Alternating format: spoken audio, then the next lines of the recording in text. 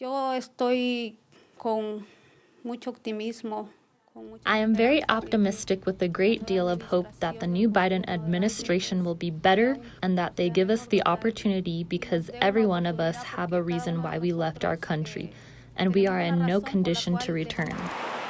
Annunciation House gave us access to the shelter they run in Juarez. 5 Central American women inside the shelter agreed to talk to us with the understanding we not reveal their identities. Marta, which is not her real name, is from Honduras. She arrived to the U.S. border a year ago, but was returned to Mexico under the Trump administration's Migrant Protection Protocols, MPP, or Remain in Mexico policy until her asylum request hearing in front of a judge comes up.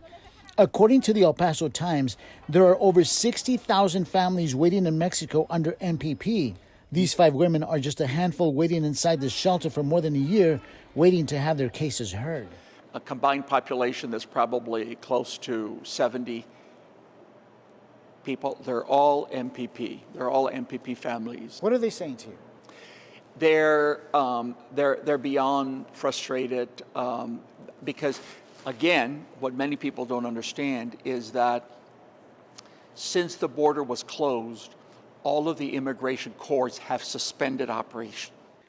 Garcia tells me that in extreme cases when migrants are able to prove that their lives are being threatened in Mexico by the Mexican cartel, they are able to come over to the U.S. and wait for their cases to be heard. However, for every one migrant who's waiting over here in the U.S., there are dozens more waiting in Mexico for their cases to be heard.